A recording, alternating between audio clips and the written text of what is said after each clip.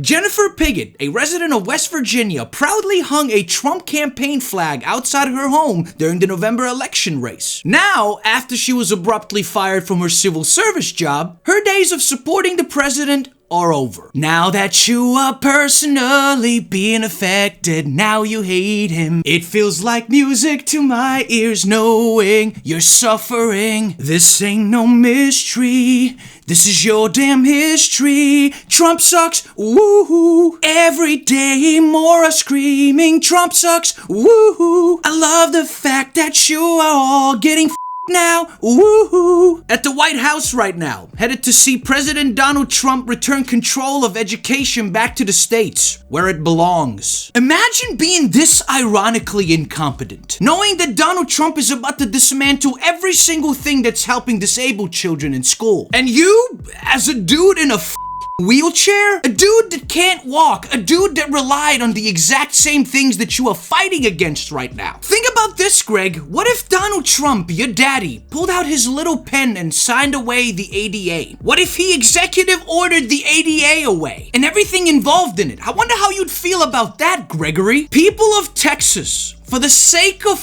humanity, please vote this out. Gay Republicans whine about fairness after LGBTQ plus nightclub bans MAGA hats. Despite the current administration's anti-LGBTQ plus actions, the group says that banning MAGA hats is what's really unfair. Well, that's the way the bigoted cookie crumbles when you bake it a certain way. A way that you MAGA Trumpers want. MAGA hat ban at a gay club? That's just following your daddy's segregation orders. That's following Donald Trump's rules of segregation. Even though some attorneys say that he didn't really enact segregation, but I don't believe them. Everything Trump hints at doing, I take as he's gonna do that. He's absolutely gonna do that. So if Donald Trump wants to go that direction, then I'm A-okay with clubs and businesses banning MAGA hats. I'm absolutely A-okay with it. I'm cool with businesses banning all MAGA gear from entering their establishment. Segregate them from rational, logical people?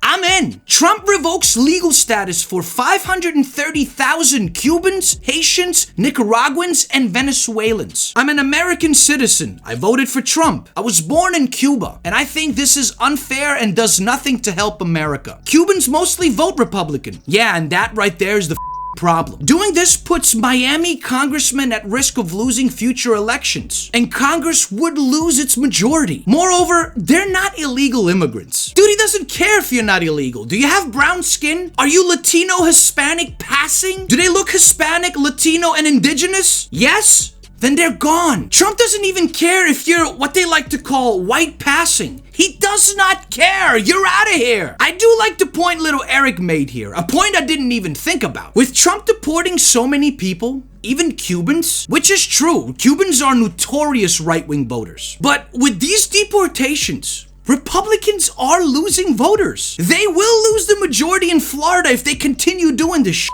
Florida Republicans are so She hoped Trump would revive her farm. Now she worries his policies could bankrupt it. Good. We told you. You knew this. We told you about this. These facts were shoved into your face for months before the election. You knew Trump was gonna cut funds. You knew this. You just didn't want to believe it. Well, now that you do, it's too late. It's too late. Now you gotta face the consequences. Stupid is as stupid does, and stupid just did. Trump voters rebelling over Republicans' Medicaid cuts. This is 64-year-old Irma Arendando, who voted for Trump in 2024. Irma has several chronic health issues, including type 1 diabetes. In this last election, I voted Republican. Why? Because I'm against abortion.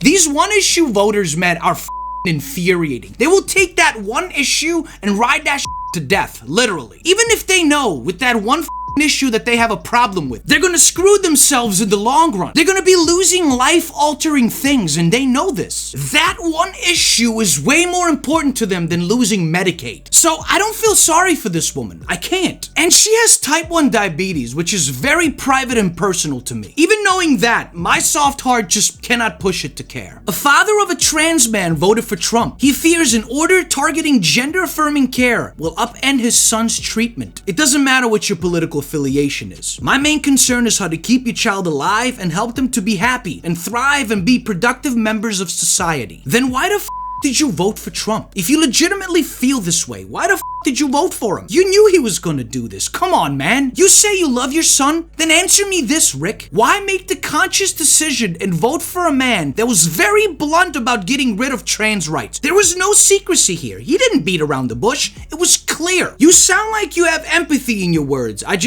I wish you would utilize them. The Trump administration accidentally texted me its war plans. US national security leaders included me in a group chat about upcoming military strikes in Yemen. I didn't think it could be real. Then the bombs started falling. Oh, Jeffrey, the situation that you were put in, I can't even fathom. I wouldn't have believed it either. I mean, how stupidly idiotic do you have to be to do some like this? Even Hillary Clinton is losing her mind. She retweeted this the moment it went public. You have got to be kidding me. The Hillary emails lock her up crowd is really quiet right now. See, this situation is much deeper than you think. Plus, this is a much bigger deal than people make it out to be. This is a huge deal. Top echelon national security motherfuckers got on an app which they thought was secure. The app being Signal. If you don't know what Signal is this app where they tell you everything is secure. So these national security motherfuckers thought that it's gonna be secure.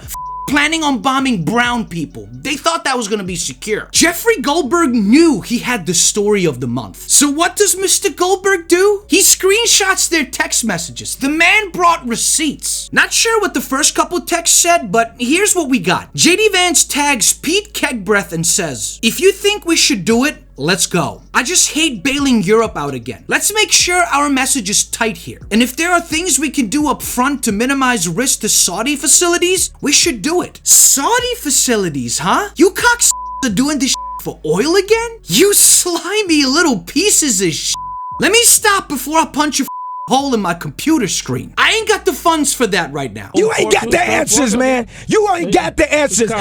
You ain't got the answers. You ain't got the answers, Sway. Kegbreath responded with, "VP, I fully share your loathing of European freeloading. It's pathetic. But Mike is correct. We are the only ones on the planet, on our side of the ledger, who can do this. Nobody else even close. Question is, timing. I feel like now is as good a time as any, given President of the United States' directive to reopen shipping lanes. I think we should go, but the President of the United States still retains 24 hours of decision space." Then an SM responds, "As I heard it, the President was clear, green light, but we soon made clear to Egypt and Europe what we expect in return. We also need to figure out how to enforce such a requirement. E.g., if Europe doesn't remunerate, then what? If the US successfully restores freedom of navigation at great cost, there needs to be some greater economic gain extracted in return. Agreed. If this doesn't prove to you that the United States is the one country in the world that is literally conquering land for their own gain, to extract that country's resources, and if anyone stands in their way, no matter what country it is, they're willing to exterminate them, to get whatever their grubby little hands want to get. And apparently in this situation, it's oil. It's oil again. Control the whole Middle East because that's where all the oil is. That's what they want. And they're not gonna allow brown Muslims to control the biggest area that has the most oil and one of the biggest trading routes in the world. They're not gonna allow brown Muslims to control that. White right-wing nationalists are not gonna allow that. They ain't gonna stand for that shit. They're gonna take it. You think they'll follow this Russian spy's words? Any unauthorized release of classified information is a violation of the law and will be treated as such. When? When is this gonna happen, Tulsi? Never. You're never gonna do that because the president has immunity and so does his regime. They'll never do anything about this. I wouldn't be surprised if they denied this ever happening. Oh wait, they have. Your reaction to the story in The Atlantic that said that some of your top cabinet officials and aides had been discussing very sensitive material through Signal and included an Atlantic reporter for that. What is your response to that? I don't know anything about it. I'm not a big fan of The Atlantic. To me, it's a magazine that's going out of business. I think it's not much of a magazine, but I know nothing about it. You're saying that they had what? They were using Signal to coordinate on sensitive materials and having to do with what? Having to do with what? What were they talking about? With the Houthis. The Houthis? You mean the attack on the Houthis? Well, it couldn't have been very effective because the attack was very effective. I can tell you that. I don't know anything about it. You're telling me about it for the first time. I cannot explain to you how sick and tired I am of rich white running this country, running this world. I'm so over it. I'm over it. Our world is in this situation because of rich old white oligarch and they'll do whatever it takes to benefit them. Bomb brown people for their natural resources?